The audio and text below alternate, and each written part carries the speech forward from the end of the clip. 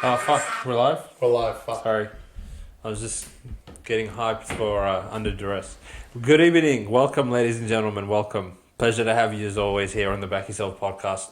And it is a special edition of the podcast today because if you sniff hard enough, you can smell the magic in the air. It is Magic Round finally. Round 11 of the NRL is here. 10 rounds down, and we head over to Suncorp with all other 16 teams. Yes, unfortunately, shout out to the Zerafos brothers. We have to get that one out of the way now because your Dragons were left out of the slate, which I feel like if they could redo the schedule over, Tigers, after seeing that lineup, I would keep you bums in Campbelltown for the round. But Chris, welcome, my friend. Thank you, mate. How are you doing? It's a special round. There will be some special little bits going through, and obviously for Back Yourself Premium, it's a big round for us. Big Magic Round to come. Very excited for the spectacle, and shout out to NRL for doing this every year. It's absolute spectacle, and everyone's really hyped. What are your thoughts on some calls from people asking to move Magic Round potentially to New Zealand or another city or something of that nature? Look, I actually think it's a big pull for Brisbane, and to be honest, rugby league, if it's in New Zealand, I think will be a good one-off. I don't mind it moving around, but I think to solidify how great it is, it's been so good in Brisbane. I can't see it just going somewhere else and being as great as it is. Trying to get anything to go to Brisbane this weekend, even as early as when the round got announced, is so difficult. So there must be so many people going up there this week, and shout out to all of them getting tickets for all these events. It's probably harder to get a hotel than get tickets to the game. So yeah, literally, I can't imagine how many footy fans are flying up for the round, but. Obviously 8 games of footy in 3 days, it's rugby league fans' dream. So, very keen for the round, should be great. And as Chris mentioned, look, we pride ourselves as sharp punters, but once in every while, you need to have a little bit of fun as well. So there will be a bit of delving. Obviously, we lower the unit size and we fuck around a little bit, but so you guys, probably the best week to jump in and subscribe to Back Yourself Premium. It's going to be bets galore and same gamers and everything you like to see. So it's going to be same gamers, round long multis, just funny shit. Like all the premium guys are going to have a blast this round. We got a lot in store for you guys, but there is still a round preview that needs to be done, and that's why we're here for. And I guess we skip all the other crap that we talk about, and we start with crap, which the first game of this round. I mean, I don't know why they actually penciled this in like it's some age-old rivalry, and every year Dogs play Raiders for the first game.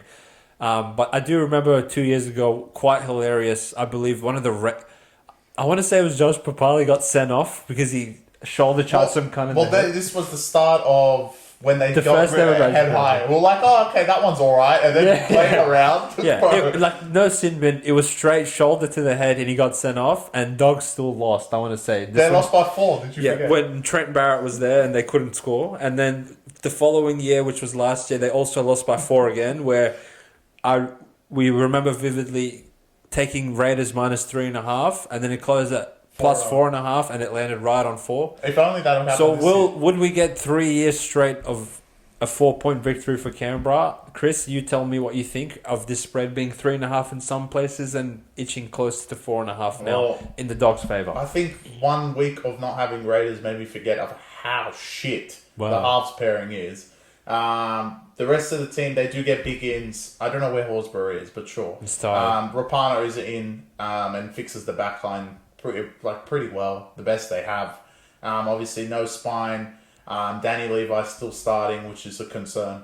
But the way Ricky has been drilling this team and absolutely laying it into them, it seems they've got themselves 5-4. I want to say right now in the 8, which is really good for the Canberra Raiders. When we said at the start, ride this team off completely and have no players. On the flip side of things, Dogs had a respectable performance against Penrith on last Friday, so exactly 1 week turnaround.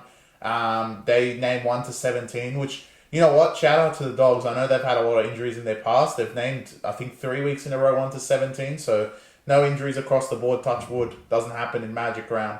I'm actually leaning the Dogs in this one. Who let the Who let the Dogs out? I think the 3.5, are they getting slept on? And I think this is all because of the Tigers game. The spread went from 7 to 10. 7 to 10, right? And like everyone thought without Coruscant, like we came on the podcast and said you should beat the shit out of Tigers. They have nothing. And what we've seen through their subsequent weeks, Tigers suck ass. Yeah. Especially last week. So, because Dogs didn't put them away really and left them in the game, and especially that last 5 minutes, didn't get one more try on the board to cover the closing line, I think even if they played well last week, this is still undershowing, like, because of that. And, like, they know Dogs are good, but how good can they beat them by? And 3.5 is fucking short. But I think it's because simply that they don't trust no one. Everyone thinks the Dogs will win, but they don't trust them to beat them by margin, basically. Yeah, I guess the sole game where Dogs were a big line favourite, they failed to cover that one. So maybe the punters don't want to take them seeing a negative next to their name compared to a positive, which I feel like a lot of the market actually was on the Dogs plus last week. And normally when that happens, the people want to run to the ticket and back the same team that got them the chocolates the week before. I'm actually leaning in the opposite direction of you, Chris. So maybe, again, you're not going to sideways me because Dogs were involved and you can't stand them. But I actually think Raiders are going to come away with this game with a W next to their name for the following reasons. One, Dogs have been up for every single game of this season. They have to quit. At some point, there has to be a letdown factor for you guys. And I think coming off an emotional performance and loss against Penrith is probably a little bit hard to back up, going from Penrith all the way up to Magic Round, playing a fresh, healthy Raiders team off a bye, where, unlike when Dogs had the bye, I feel like a lot of their attacking momentum kind of subsided during that week. I think Raiders actually genuinely really needed the bye because, again, this almost was the second occasion they took Chevy Stewart to Suncorp, and we all know what happened last time they did that. This time they get Rapana back, who was actually playing outstanding footy for them while he was there, and he does so much for them, pushing up through the middle. And really, when you actually sit and analyze Dogs, I still think they are vulnerable through the middle because that is probably the part of their roster they're the most talent devoid. And that's saying a lot, where they have Hutchison in the halves, the orchestrator himself, and he's still not good, so don't get that twisted. He still sucks.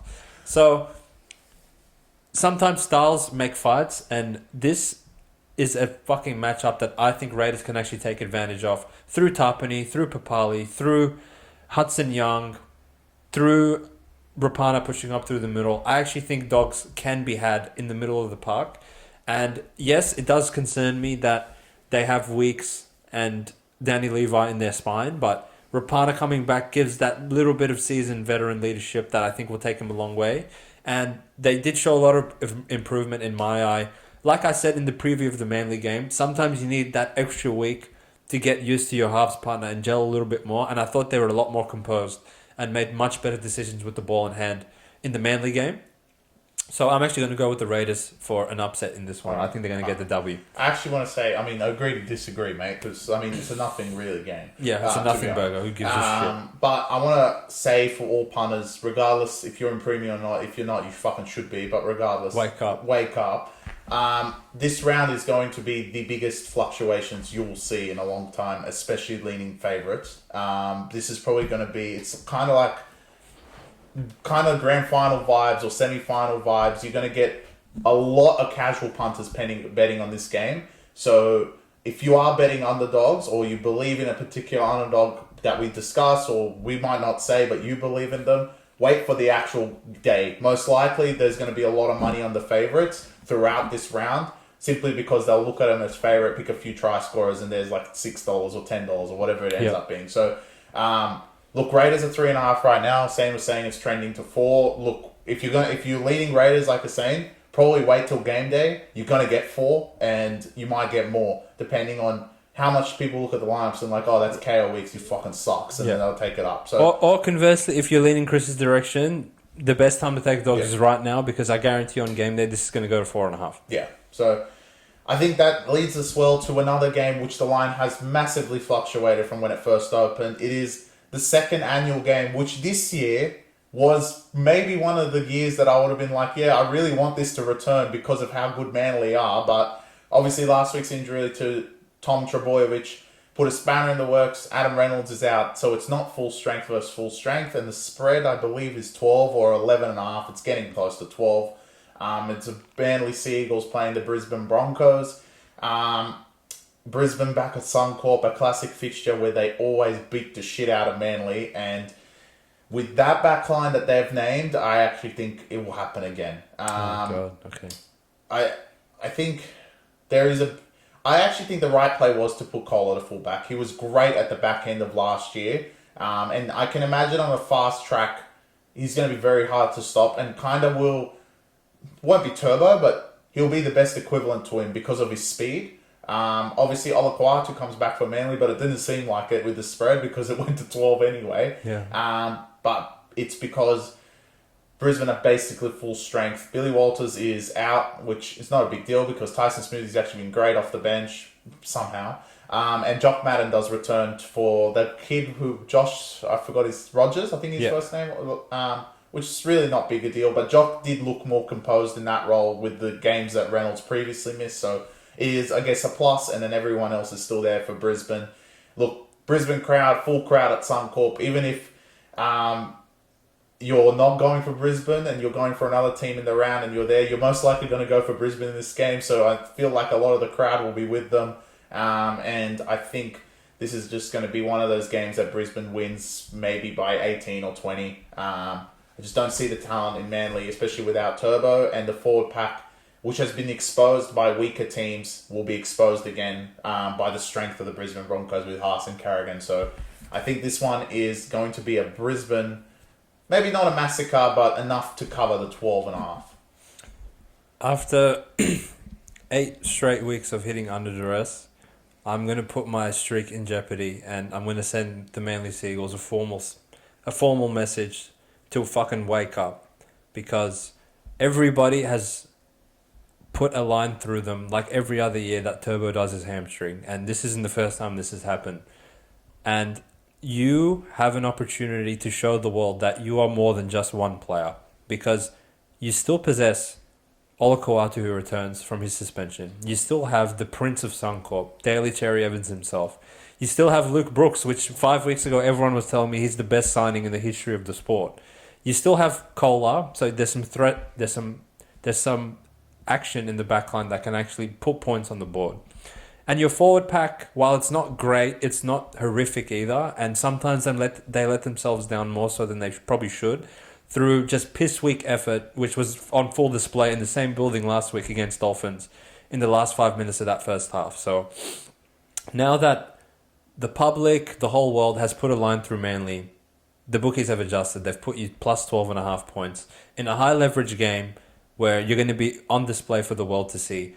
If you go to Suncorp, well, you're already in Suncorp because you played there last week. If you go there again and you don't cover 12.5 and you just roll over and just let Brisbane beat your ass for the 3rd year in a row in Magic Round, then honestly, you may as well end your season right now. So I'm going to put my streak under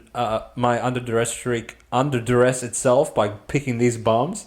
Manly, I believe in you guys. I know I'm not asking you to win. I know you probably can't win, even though I kind of have a sneaking suspicion that you're going to be more frisky than people think. But 12.5 points, if you are genuinely top 8 contenders, you can cover that without Turbo, with Olakwatu back, with Cherry Evans, with Brooks, with Kohler.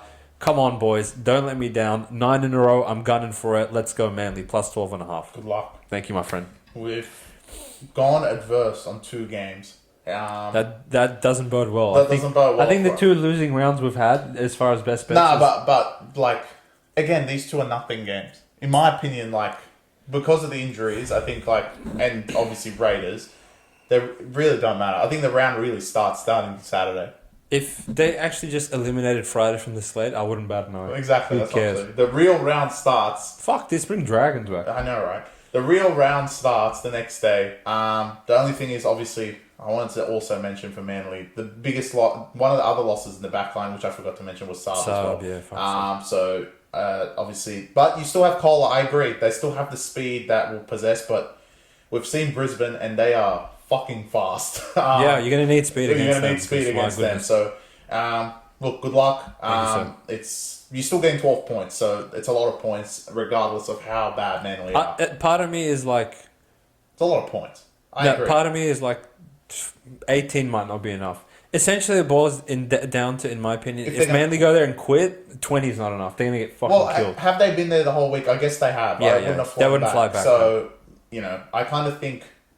Mate, they got the Prince of Suncorp. Yeah, I'm not worried. Yeah, they do have the Prince of Suncorp. You seem to chase down Stephen Crichton without a fucking... With no problem. So let's come on, go do it again. Go chase down fucking Ezra Mam. Yeah, alright. Well, on to basically the start of the round. And, the start of the circus. And one of the circus games on the Saturday. It's going to be just a comical show. Okay, so... It's just a show. I might introduce this one, Chris, because... It's Titans. I had to... 4 p.m. when the lineups came out, I actually had to sit and blink a few times. Even though I knew it was coming, I had to actually blink a few times because... Titans. They looked at the Raiders spine and they said, hold my beer. Because, as we all know, Brimson's out, Foran's out from last week. The win against Cowboys came at a price and essentially both their halves go down. So, Kinney is playing fullback. Oh, because no Campbell. Because Campbell, who, again, another bone I have to pick with all these reporters and people on the inside. On multiple occasions, is this being one of them. The commentary box have said, look, Titans are going to get back X player next week, which in this case was Jaden Campbell. And now he's not even in the reserve. So why are you guys lying? I actually want to say, like, in terms of other sports we watch, NBA, NFL, the American sports, which are... probably harder for us to get better intel. We actually have the best intel you could probably have, knowing when someone is playing or someone isn't. And in footy, it seems to be very vague. So for anyone that's watching this, in the comments, if you guys know, 100% known information, look, we know the main guys, but clearly it's not working because Campbell was admitted to play to this game, and he's not even on the reserves to have a chance of playing. Same deal with Mitch Moses. Yeah. I know explicitly during the Broncos broadcast, they said... Brad Arthur has said that they have intentionally rested him this game so he can play in Magic Round next week, and now he's not even on the reserves either. I'm getting to that. I know why. Yeah, I'll let you get to that during the game, but back to the Titans game. I mean, Titans essentially have 9 different hookers in their 17 because Sam Verrills and his mate, Randall, spearhead the halves pairing, which is absolutely pitiful.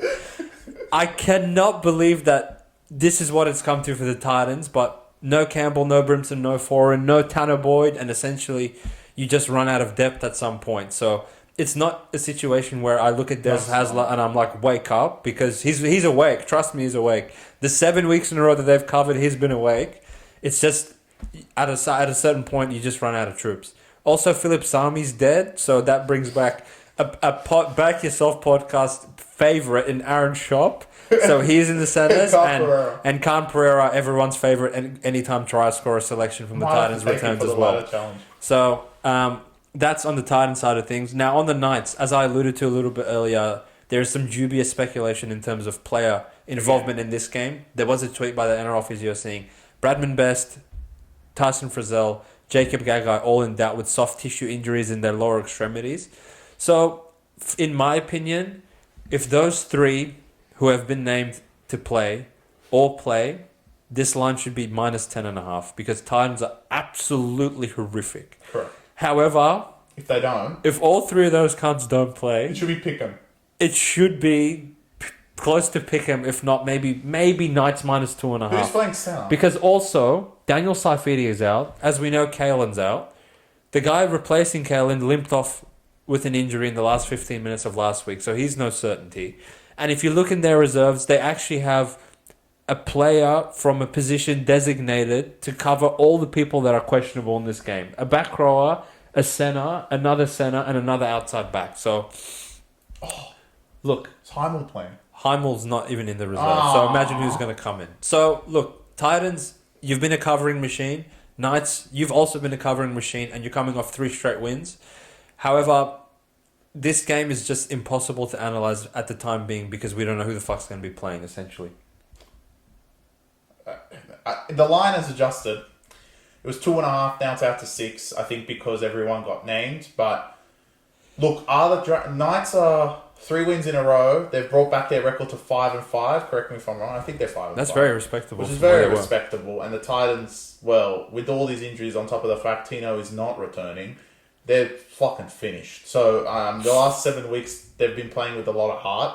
I think the heart might end. And okay. To be honest, if they don't have heart and they don't have the talent, it doesn't matter if Knights have fucking Kalen with one leg or I don't even know who's coming in, or Piers Paul or whoever is coming in. If Titans just don't have that heart there, the dog there, it doesn't matter who Knights have, Knights are going to beat them. And they still have Hastings. Look, I think Armstrong will be okay. I think that's probably the biggest spanner in the works in terms of anyone that's taking Knights. Don't get me wrong, I wouldn't take him at 6 right now. I think wait for some information. There's nothing to gain from taking him. There's nothing gaining now because if they all get ruled out, you get him at Pickham. If they're all of them play, you get 6 anyway. You can probably sneak like a 6 or 7 in there. So if you quick enough, you'll be able to do it. So I wouldn't take him right now, but I think the heart and what Titans have showed the last couple of weeks will come to an end this week. And the Newcastle Knights will win this game. I think they just have enough to beat them. I think the biggest one that I'd be watching is Armstrong, because if he's out and on top of the fact Gagai might not play, I don't even know who's going fullback. Yeah, literally. So it's going to be very interesting. This game is the start of the circus as we expected because of who's playing and who's not. All I know is from the Titans that they will be running out their Randall and Verrills, and that is fucking horrific. At least the Knights, there is some chance that... Well, Knights will always have Hastings, Gamble, Brayley. They're all playing. There's no... Gamble's out. Because Coggo's in. That's fine. The champion. The champion's there. So it's still respectable. They're halves, out-and-out halves, not hookers. And... yeah, I think a bit of spark from the Titans might go away this round. So I'm going to lean Knights and just wait for the news. But I wouldn't take 6 right now. But if I had to take gun to my head, I would take -6 because I think the Knights will do enough to beat the Titans. I would probably take the Titans because I have a suspicion that they're not going to play. Those centers, and if Frizzell doesn't play, really I actually think Titans have a... What happened to Best? He hurt his from scoring against Naden for the 9th time. Titans actually have a definitive edge in the forwards, I believe, if Frizzell doesn't play, because if you have to play Sonny Bill Williams again, Dylan Lucas for the 50th week. But they have Elliott. And Adam Elliott, I can't even look at him. So I honestly think Titans would have a genuine advantage across the backline and the forwards. With Cleese Haas. All they have to do is just get past the spine play, which is really hard to do, and it's asking a lot. But I actually have a different approach to Chris. And their backline is really bad. I think their win against Cowboys actually will galvanise them to play good for one more week. If they had lost on the buzzer to Cowboys, then all bets are off. They would have fucking quit. But it's like they've been rewarded for their effort, and they've been rewarded for not quitting with a couple of wins and a couple of narrow losses.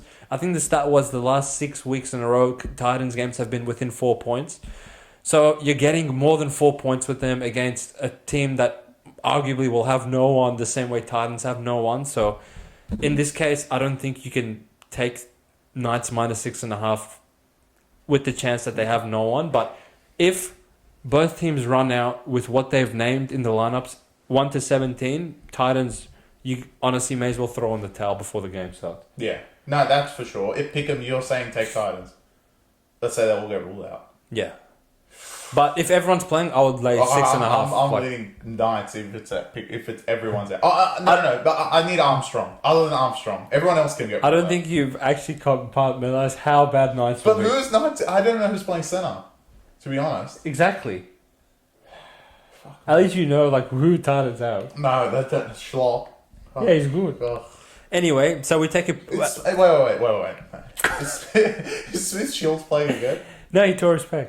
So he's out as well. Who's playing center? Schlop. Schlop. I don't know. Some dick. Because Carper is playing wing. The other wing is Jojo Fafita. I don't know who's playing center. And you're telling me worried about my centers? Just find out. Find out who's playing center. It's Greg Inglis. It's Randall. Randall's playing halfback and centre. I think it's someone that's pretty good. Sami. Brian Kelly, yeah. Oh, okay, Killer yeah. Eagle. Oh, it's not bad. Yeah, far away. Yeah, So, wait. Okay, since you're on they're it. frisky. Wait, so who's... Go down. I want to see who's playing centre. If all the Knights players are out. Oh, Mapapa. Oh, no. Yeah, go take Knights and pick them, bro. Holy fuck. Who's that? Thomas Kant. And yeah, wow, nice. Wow. There's potential for circus action. I take it back. I'm taking Titans. Yeah, wow. That's really bad. That's really bad. But as we said, you're gonna have to just wait for the wait. If you had preview, you'll find out because which way we end up going. So we take a periodic break from the circus, and we have probably the best game of the round. Yeah. Two relatively healthy teams. Unfortunately, looks like Joey Manu could get a blow to the head and get concussed right at the end of that Warriors game, which seemed dubious because no one had heard anything about it. As I keep mentioning, no one fucking knows like where these players get ruled in or out. But after seeing the footage, it looks like Roosters have actually stepped in with a duty of care and stood him down for the mandatory 10 days concussion protocol. And he's replaced by Ponga. Yeah.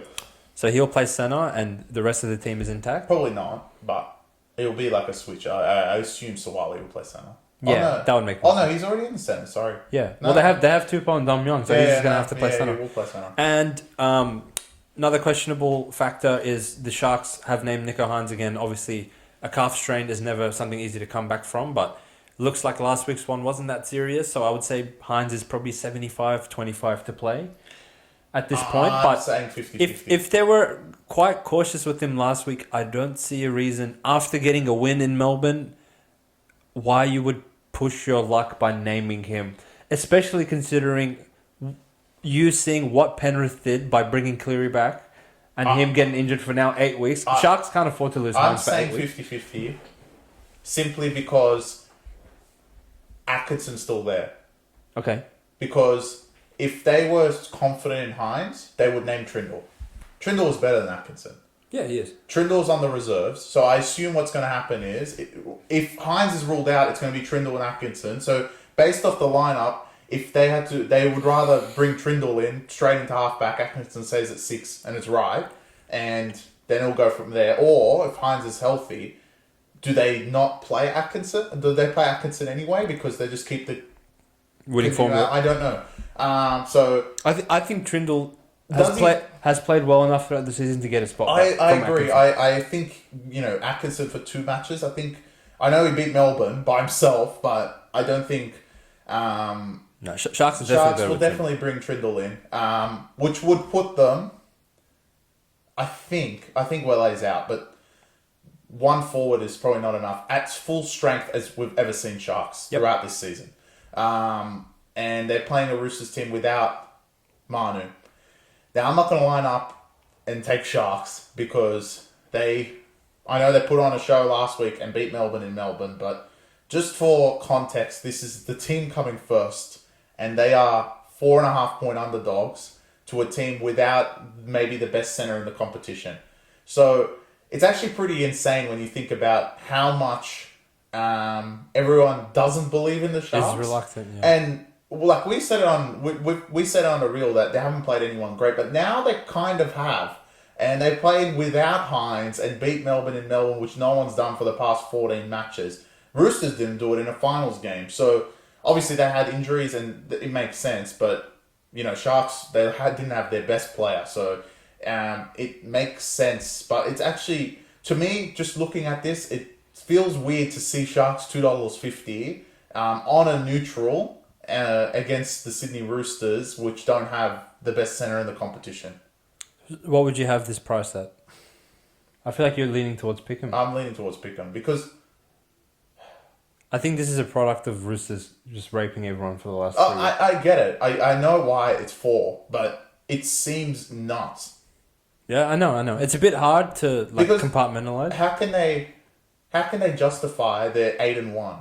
If hypothetically this was Melbourne Roosters and Melbourne had won this week, this would not be 4. Yeah, it would be Pickham. Yeah, maybe. Well, it was Pickham in the SCG. Yeah. So it would be Pickham on the let's say neutral. Yeah. It would be Pickham. Maybe even Melbourne would be favourite. Yeah, but that's accounting for the fact that the bookies know that Melbourne are a better side than Sharks. Yeah, they know that they're better side than Sharks, but are we convinced? The world is. Are we as punters convinced that that Melbourne is this much better than Sharks? That's my because this would be 4. They're saying Sharks are 4 points worse than Melbourne, who they just beat in Melbourne. That's what I'm thinking. Well, I said no. That's why I took Sharks last week. Yeah, that's what he's saying, right? Yeah. So they're not, and then they push it out to 4. I think this is more of a product of something that's happened in the NFL as well. Is that Sharks have to fucking lose one, and they can't start the year 9-1. And if it weren't for Tigers, it would be 9-0. They would be 9-0 right now. Yeah. And no one could imagine that. So this this is the product of that. So I think this is more.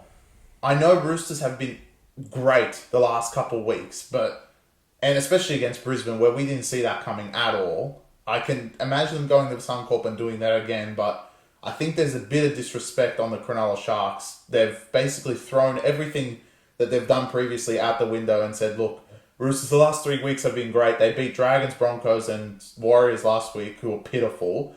And we're going to put them minus a try. And I think that is a little bit disrespectful to the league leaders right now. And if Sharks go ahead and win this game, and Hines plays and they win this game, then can you really the next couple of weeks you can't put them underdogs against anyone.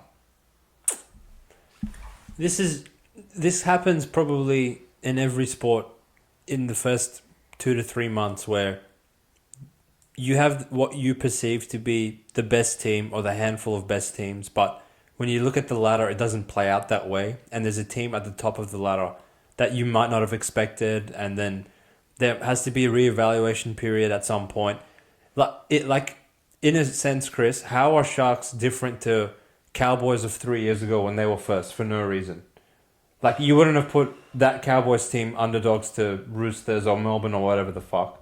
Yeah. And if anything, Sharks have not, Sharks coming into this season, and they took a step in the right direction by beating Melbourne, especially without Hines. I think that actually raised people's eyebrows more of oh wow, we didn't think Sharks were capable of going and winning without Hines. So fair play to them.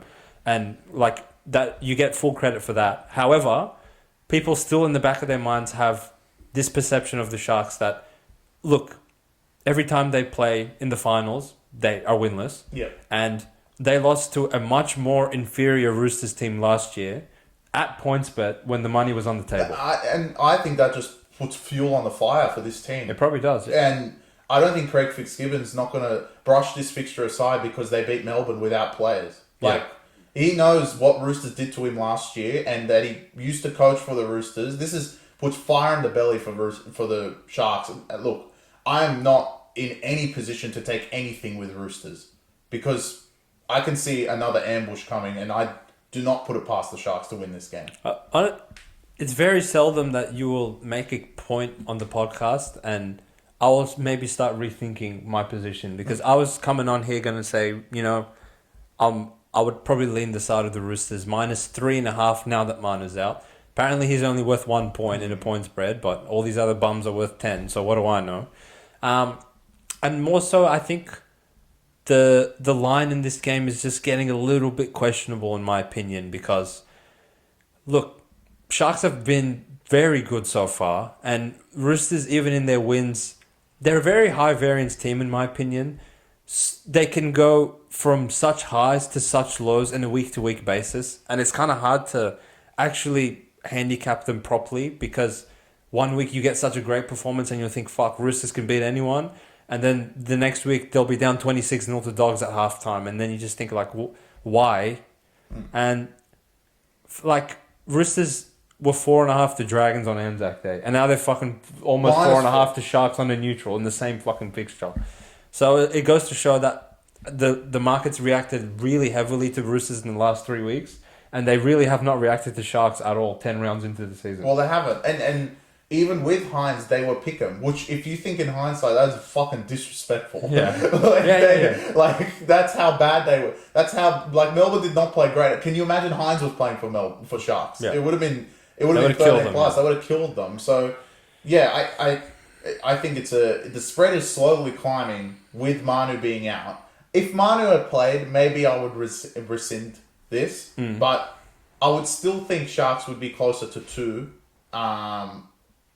with Manu, but I think this should be Pickham. Without him, because he does provide a lot of spark, and one thing you do need against the Sharks is an elite backline that will help, and the Sharks backline has been even better than the Roosters the whole season. Yeah. They have been... Ronaldo, again, the aerial threat isn't there. Ronaldo's fantastic in the air. The Roosters halves, like, if Hines plays, you could probably lean the Sharks halves. The forwards, it's probably matched on both sides, and I'll take the Roosters pack. And you can lean the Roosters pack. You know, Collins and Ria Hargreaves. Now that Leniu and Hargreaves are back, it's really good. But what we saw last week is the Sharks bench comes on and all hell breaks loose. Of course. Because of the fat concept the four mammoths. Yeah, so wow. They still have that going for them. McKinley's making an Origin run. I think the more I think about it, I'm like, oh, should I put these upset alert? But I'm not going to because I have another team in mind. But I can't see why this is 4.5. I think it's actually very disrespectful to the league leaders. And look, I think the reaction will come later. 3 weeks ago, when Roosters lost to Dogs, we were identifying them as they can't score, and now they've scored the most points in the league. Let's see the test, because they're playing the best defensive team in the competition, especially in the second half, where they've literally kept teams to nil and completely out of games, especially on top of the fact these refs are fucking calling anything, they still keep them to 0, which I think Melbourne only scored 6 in the second half, and that was the Wishart try, which after 4 hours we finally crossed over. So, like, it's a completely different Cronulla Sharks team, and I'm sure they have fire in the belly, regardless of how many wins they have in the past. This one is going to be something that Craig Fitzgibbon's marked in the calendar. And if Hines is fit, he'll be out there. And let's see how it goes. For everyone's sake, I really hope Hines plays this one. It would be really shit to see Blake Brayley and Atkinson again. Yeah. Come on. Oh, no, well, Trindle will play, hopefully. So. Yeah, well, that's better, but still, come on, Nico, get out there, son. We need Nico. And make a case for Madge. We need you. Into the most... Now, so from the game of the round to the troll game of the round, and I want to say, like, whoever walks out of this game, it can go in so many ways, right? Because, like, think about it this way. So we have a spread, and yes, you heard me right. Cowboys are minus 8.5 point favorites to anyone in this sport after getting raped by Titans, where essentially they were down 20-0 and never looked like scoring until all of the Titans' important players went down injured, and then all of a sudden they want to play backyard footy and almost win in the end because it is Titans. They, on a neutral pitch, are minus 8.5 point favorites because Souths are the worst team in recent memory, and there has been a lot of bad teams. The Knights team that had 3 straight spoons, Tigers any of the years that you want to pick in the last 10 years, Para when they couldn't fucking win one game, Souths are with them, with the current iteration of players that they have. And even though you do see talent across the park in key positions, it's just not their season. It's not gelling. It's not working. And the market does not want any piece of them. After being 4.5 to Dragons, now they're 8.5 to Cowboys, who got raped by Titans. Johnston returns, which is somewhat of a good inclusion for Souths. That means they have one more competent player in their team, and that goes a long way for them. Don't get me wrong. But that's offset by Taulagi returning for Cowboys. But he's obviously on the left side of the field, which is not where Viley is, which is good for him because Viley is really bad. And I've been saying he's atrocious. Like, if you guys watch this game, just watch him play. And I want you to follow up in the review if you agree with me that he's easily the worst outside back in the league. Wow. Now, in saying that... South.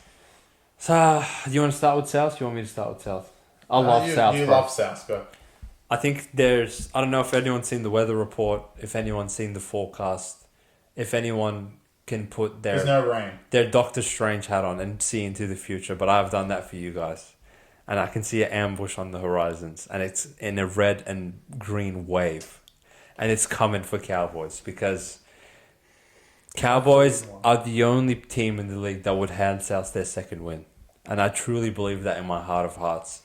There is deeper issues at Cowboys that people aren't willing to talk about, besides apparently the Back Yourself podcast, because I hate to come on here and gloat and say that we were all over it, but we were all over it, and we called these pricks out when they were 3-1 on top of the ladder. And it's gotten to a point where I believe that if you cross the 10-meter line of Cowboys, you should be awarded a try. Because it's the same shit. There's no point getting to fourth and then conceding. Just give it to them on first. Fuck it. To save everyone's time. Okay. And Cowboys, what you could hang your hats on in previous seasons and even in previous weeks was that you could score at will, but now you can't even score. You actually dominated possession against Titans and still didn't score.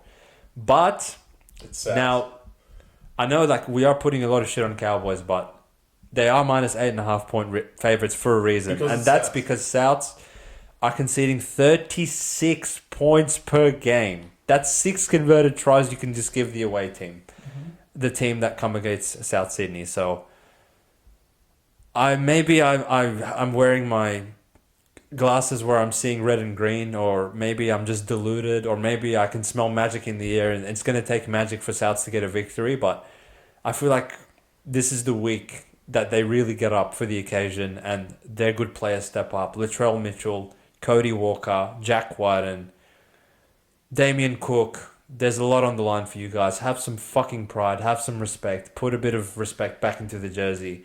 Step up to the plate. When the going gets tough, there's no resistance that the Cowboys will put up.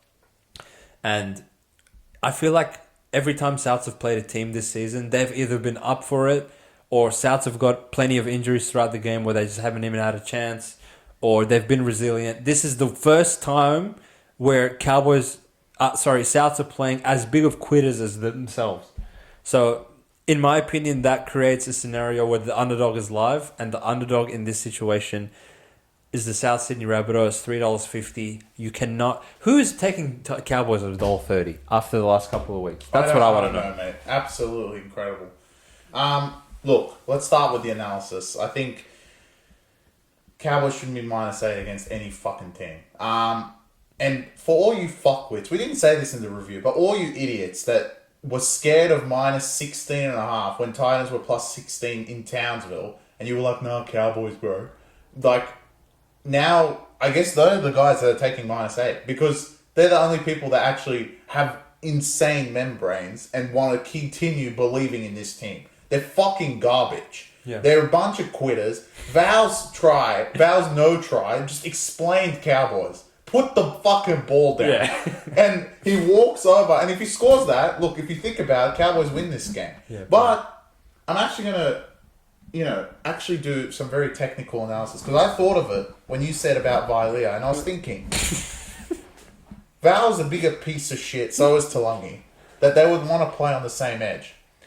And what that means is that Vilea and Felt will be on the right edge against the elite. I'm going to put it in quotation marks. What used to be elite. What used to be elite, South's left edge, which includes now White and Johnston, but they're both garbage, apparently. But in my book, they're not. Sound the fucking alarm. South Sydney of War will win this game. Magic is in the air, and they will cover a spread for the first time in 15 rounds, and it will be at Suncorp. The Cowboys cannot run out that right-hand side and defend the South Sydney left edge. They have been a little bit better throughout the weeks, and like Hussein mentioned prior, they're playing a bunch of fucking quitters. As soon as South see the 10, they're going to score like they were last time. This is not going to be some resistance or somehow someone gets a tackle and South drop it. Cowboys players are just going to fucking disperse because it's Cowboys. I don't understand how this is 8.5 after watching them bend over and get raped by Titans, who literally fucking garbage, and they're covered it anyway. I've seen everything. Cowboys will be the type of team to get fucking killed by South, and next week, conveniently, they have a layup and play the Tigers at home, so everyone can take them and they'll win by 70. But this week is nothing like that. South Sydney, you guys are going to win this game, get your second win of the year, and on top of that, the Cowboys, everyone will realise how fucking garbage they are. Done. I love the conviction, mate. I also want to say, this is at Suncorp, and literally Cowboys go there and start shaking. Yeah. Because anytime the Suncorp, it's just fucking Brisbane might come out. There's a lot of analysis on Cowboys. The game of the round is definitely the game before, but this one is must-watch TV. I'm extremely excited for this game. I can't wait for South. And even after everything was said, there is every chance that Souths quit, and like Cowboys, they are front runners at Hearts. So if you quit against them, then they can put points on the board. But Titans showed us that if you just hang in there and repel them a few times, then they have nothing. They have nothing left. So Todd Payton, I'm honestly, he could be on the block. If Todd Payton loses this game, he actually genuinely deserves to be questioned. Of like, do you deserve to coach these cunts? The 1 year. Besides the 1 year, not much. Missed the 8 last year. To themselves. Quit on Jason Tamalolo's 250th. No, they lost the 8 to themselves. Yeah. Because the start of the year was garbage, but it actually was Magic Round when they turned it around in the wet weather. I forget who they played. It might have been South. It was South. No, it wasn't South. It wasn't South. Because South won. They played Roosters, and there was $5, and it started pissing down. Yeah, when we backed them, and Cowboys won, and that's when their season kind of turned around. They started beating everyone, and then they played Sharks, and obviously they're scared of anything from the ocean, and they just get pumped again. So, and then they got pumped again, and then they lost Penrith in the last game. So, actually think about it. Every time they go to Suncorp, they think Brisbane's there. I know, yeah, I'm telling you. Unless they're $50 underdogs. Yeah. Fuck me. But yes, we are in agreement for an upset alert. It was obviously South. We almost shared under duress and upset alert on the same team for the first time in the history of the Back Yourself podcast. But for some reason, I believe in Manly for no reason. So we'll see how that plays out. But South Sydney, come on, boys, come on, get us a result. Glory. We deserve it after 18 weeks of you cunts not covering. Come on, make it interesting for a change. Well, things that are definitely not interesting, I must say. I mean, it could be lineups, it could be anything, but it's still not interesting. Even if everyone played, it's not interesting. The 3-game slate on Sunday is the Warriors and the Penrith Panthers. The Warriors don't have Sean Johnson, don't have Tuivasa Sheck. They don't have anyone. They don't have fucking anything. Penrith are basically full strength outside of Nathan Cleary, which has now been ruled out for 8 matches and kind of throws a spanner in works for one Penrith. And on top of that, New South Wales. Interestingly enough, I'm not sure what the point of re-signing Dayton Laurie back from Tigers was if he wasn't going to be in this exact situation, because Brad Schneider, as Chris mentioned on the review, got absolutely killed in New South Wales Cup, which actually caused the crackdown that had Harry Grant sin bin for that round. But they've actually decided to go in a different direction. Jerome Lurai moves to halfback and Jack Cole goes to 5'8". Isaac Tango returns from his suspension and he's in the centres this week. So essentially, outside of Cleary missing, Penrith are full strength. And on the other side of things, I actually had to pull my phone out because Warriors have named that many random players that I've never seen. So Tuapiki returns. He played fullback for the first couple of rounds. Good. So it seems that Andrew Webster is reluctant to put Roger Tuivasa-Sheck to fullback, but he's happy to move Chansey to the wayside to put Tuapiki in. So that just goes to show where Warriors are at the moment. You can't even say his name. Leatua makes his debut in the centres. He'll be up against Taylor and May. I'm sure he'll have his work cut out for him. But as I said, one downfall I believe of Chris and I is that anytime someone's named and we don't know who they are, we just assume they're garbage. So I'm going to give this guy the benefit of the doubt. And you know what? Maybe he's going to be good. What? Are we back to NRL 360? Now, we're going to go back to NRL 720 and I've seen everything now. I mean, Nickel clocks that at 5'8". What the hell are you guys thinking? 2 minutes for your composure, and then you're back to garbage. Someone has to fucking put an investigation into this. They want to not score a single point. Wake up. In what capacity can you put Chansey Nickel clocks that at 5'8" when he can't pass? He can. He's good. He's the offense. I don't see like more than 10 points in this. 10? Luckily, forwards are still the same. Fanua Blake, apparently he's good for a try every week. Tohu Harris, a 4 forward. Barnett. And look... You're giving him 10 points? This is going to be tough, man. I think the spread is ballooned out for this one off the back of the news that Sean Johnson's succumbed to that pec strain, which luckily it's not a tear, thank God. Touch wood that Sean will be back in 2 weeks, which is what the reports are. Oh, that's good. But a spread of... I feel like this opened at... was 6 at the point where Cleary went down injured, and it's all the way up to 13.5. And it's going to be hard pressed to argue that that's not probably justified. Chris, what do you think of this? No, it should be 20. Jesus Christ, okay. You're going to get killed. 2 p.m. in the afternoon against a team that possesses the rights of Dylan Edwards, the greatest player of all time, who maybe has 2 more weeks to shine and he'll be in an Origin jersey and I will kill myself. Yeah. That's it. There's no analysis. If Penrith are this much scumbags to not cover against Dogs at home and a depleted Warriors team, they're just a piece of shit. Why the fuck did you do that to South? They would. Like, oh God, Warriors, man, like they're awful. You know what? It could be a premium. They might score 0.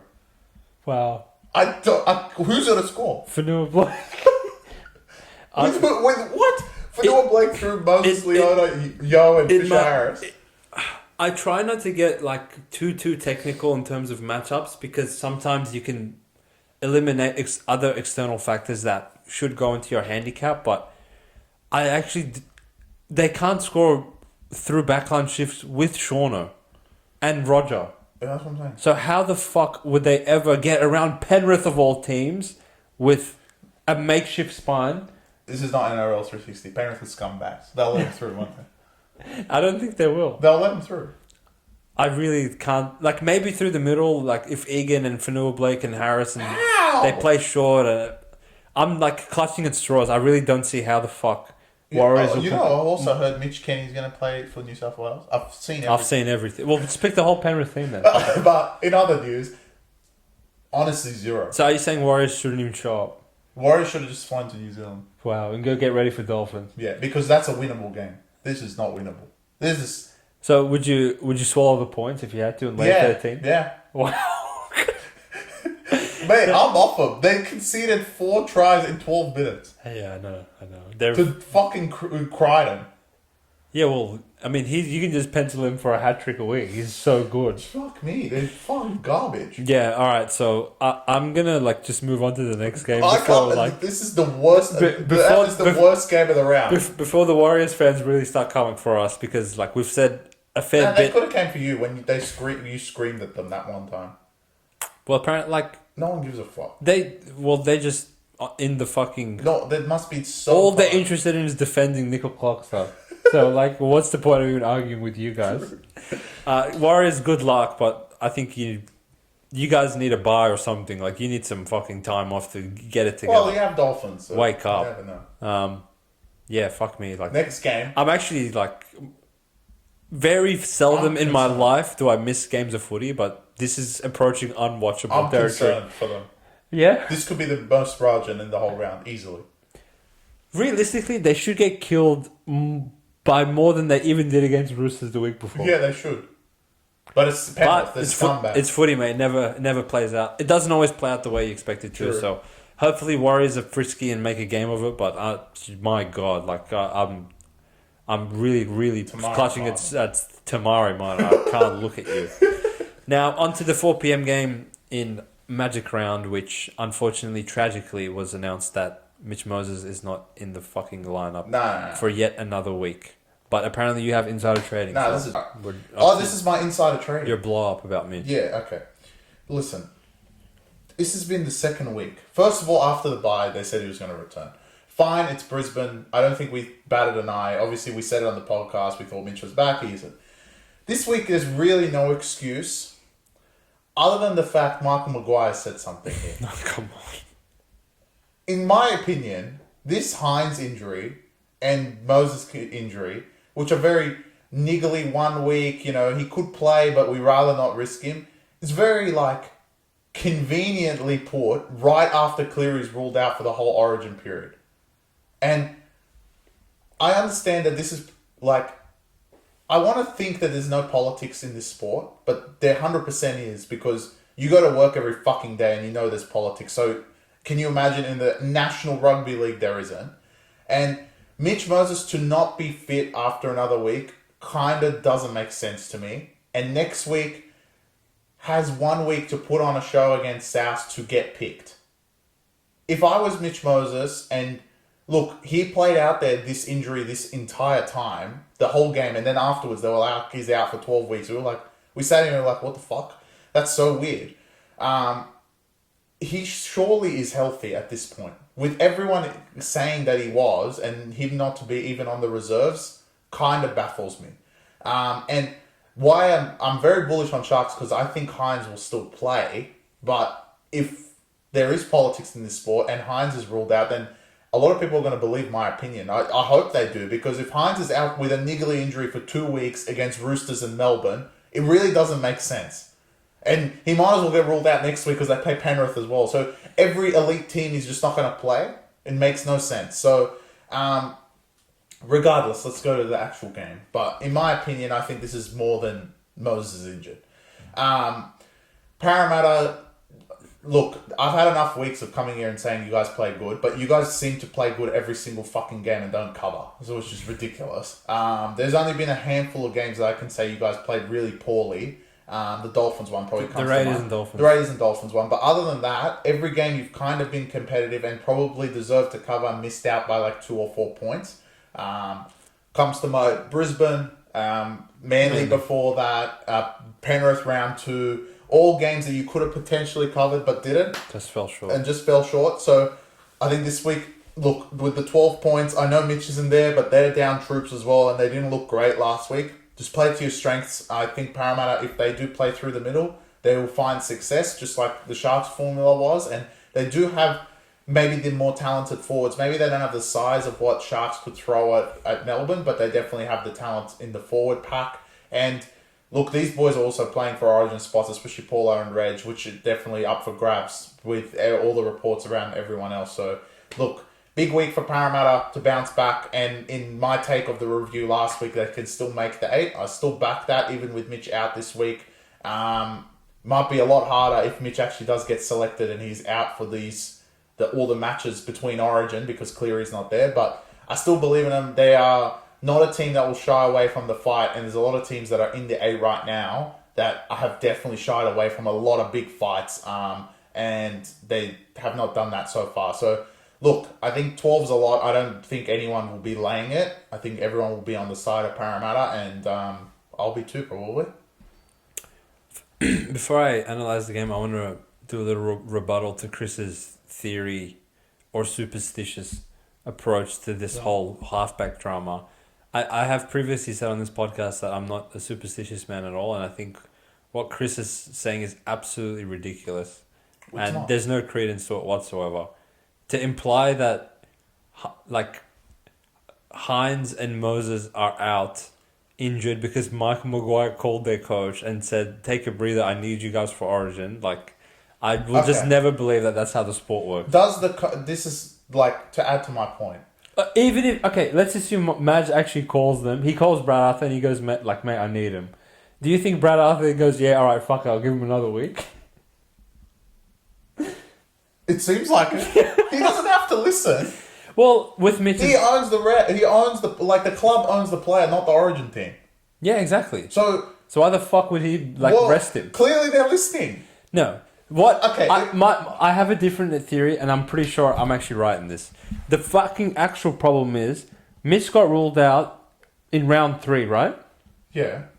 What? How long was the initial 12 weeks? I know he's coming back early. No. So why the fuck do these cunts, when they report a 12-week injury, by the 8th week they're like, yeah, he's going to be back next week? Because Brad Arthur said it. No, that's the problem. The problem is these shit cunts come and say, yeah, he's going to play, when we know this cunt broke his foot and you said 3 months. How the fuck is he going to play after 2 months? Okay, that's Mitch's side, but Hines, there's nothing like that. Hines is one, he's just a coward. He didn't want to go get killed by Munster for the 50th time. I could be completely wrong, but it's just very superstitious that they're both all of this is happening at the same time. Mate, it's just pure coincidence, in my opinion. But however, now we have an actual game to analyse. Sure. And the analysis, Chris hit the nail on the head. Para have played well in most of these games that have been double-digit underdogs, and you could argue that I feel like a lot of sharp punters are getting let down by them because they're flirting with potentially covering these lines, but some bullshit happens in the game. The Broncos game, they dropped the ball too many times on the Broncos line and concede long-range tries. The Manly game, John Jones came to fucking hit. Who was it that he got sin bin against? Where he elbowed Garrick for no reason. Yeah. Just stupidity. And even though they lead at certain points, they end up falling back. And without Mitch and now without Gutherson, they just don't possess the attack to actually get themselves back in these games, which has been their problem. But I totally agree with Chris. I would take the points with Para, not because I love Para at the moment, but I alluded to this last week when I was all over the Sharks against Melbourne. I don't think the market's actually caught up to how important the spine play of Pappenhausen and Hughes is to this Melbourne side. And it's easy math to think that there's still two of the four there, but in my opinion, the form that Munster and Grant have been in over the last two seasons, the more important two of the four is actually Hughes and Pappenhausen. Yeah. If this was Hughes and Pappy playing and no Grant and Munster, honestly, I would lay 12 because I know Hughes is going to tear their fucking ass, I think, and Pappy's going to do the same thing. The only thing, obviously, Failongo has looked electric. I was sitting watching the game, even in the defeat, just watching his dancing feet. Incredible. Fantastic.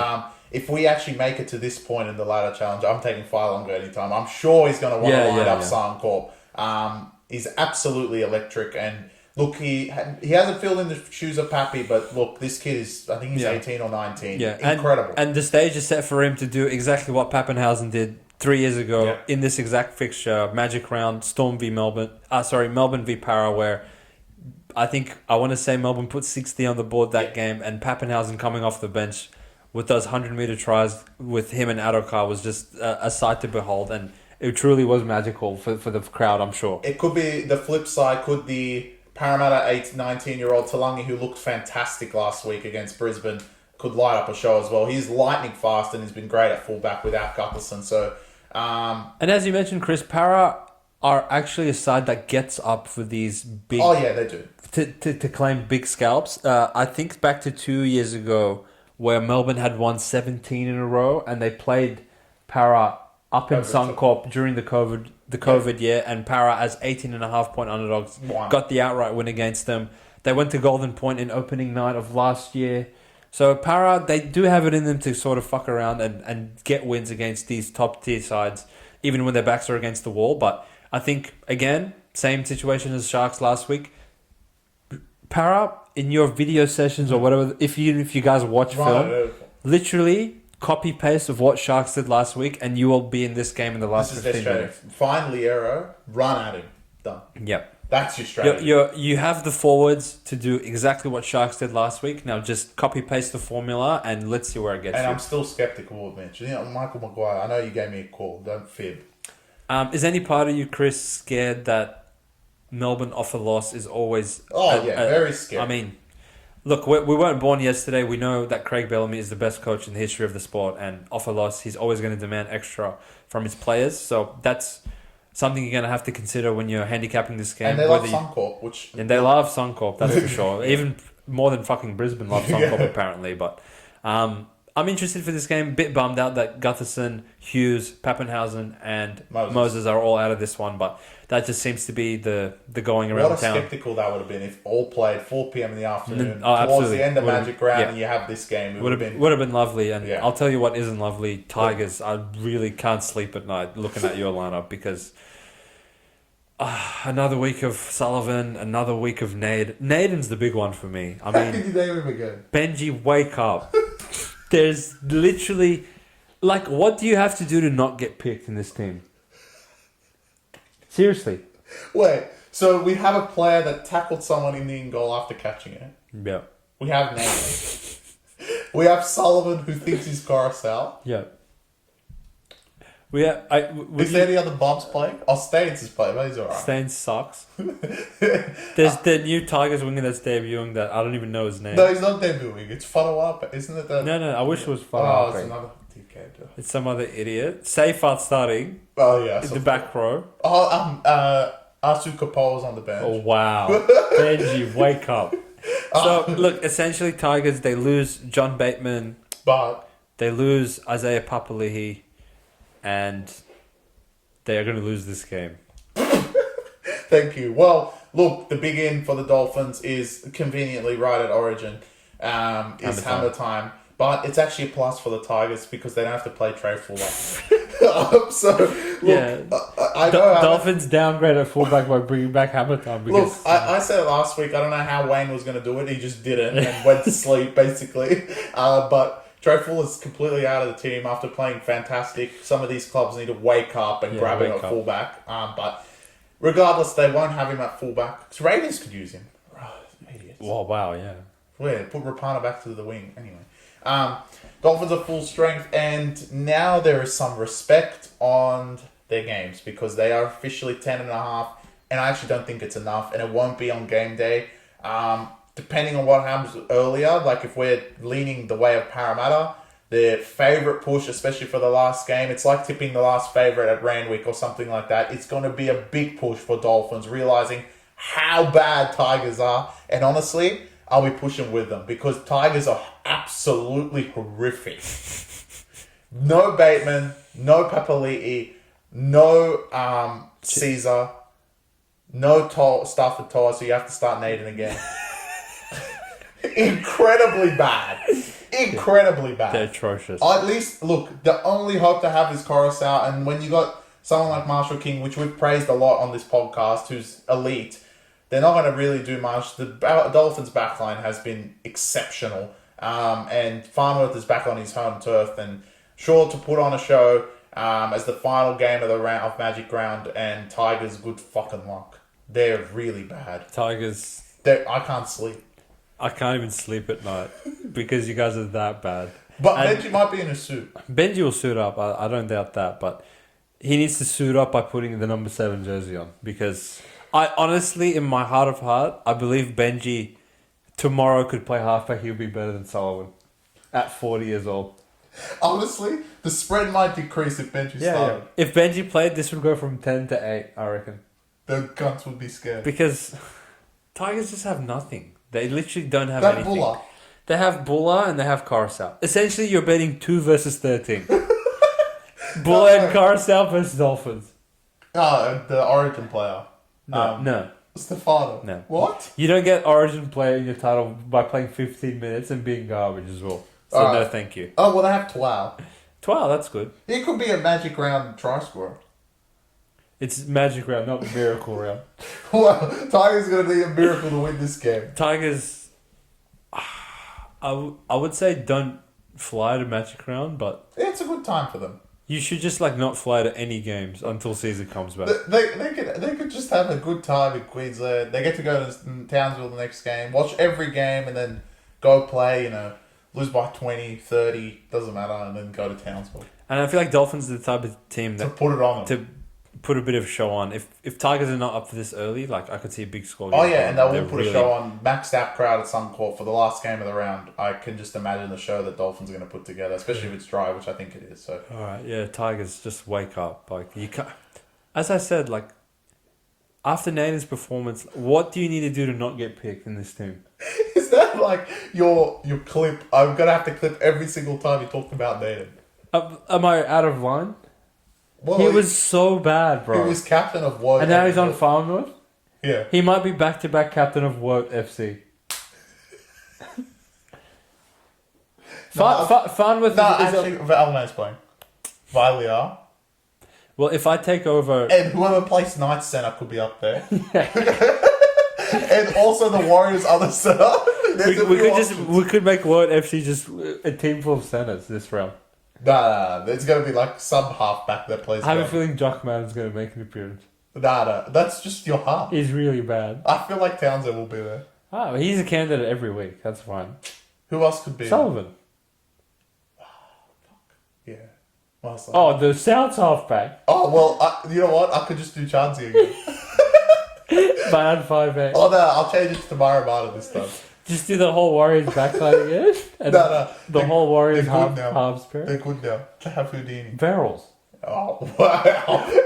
All right, anyway, look. I know I'm setting out the team of the weeks and vote of the week, so I hope you guys are enjoying that. But I'm not placing it based on what they've played the whole year. It's based just on that week. So Verrills has been hooker most of the year, but he's playing halfback this week. If he starts halfback and he plays garbage at halfback, I'm going to put him at halfback. So all you comments, shut the fuck up. That's exactly what I'm going to do. It's my vote FC. So Yeah, I'm contemplating Nathan back-to-back captain. Depends how bad he plays. Sounds good, mate. Well, I'm bloody keen for Magic Round. Pleasure doing the pod with you as always, mate. And we'll check in with you guys a little bit later. I think it's going to be another 10 p.m. podcast for us because of the triple header on Sunday. But we're bloody keen for it, and we'll speak to you guys later this round. Good luck if you're having a punt. Gamble irresponsibly. You'll be seeing plenty of our content throughout the week. It's the biggest round of footy outside of full transparency. You're going to be seeing a lot of stories from us. Hopefully, there's going to be some green ticks next to a lot of what we put out. But good chatting to you guys as always. Thanks for tuning in with the Back Yourself podcast, and we'll see you 5 days from now for the review. Peace.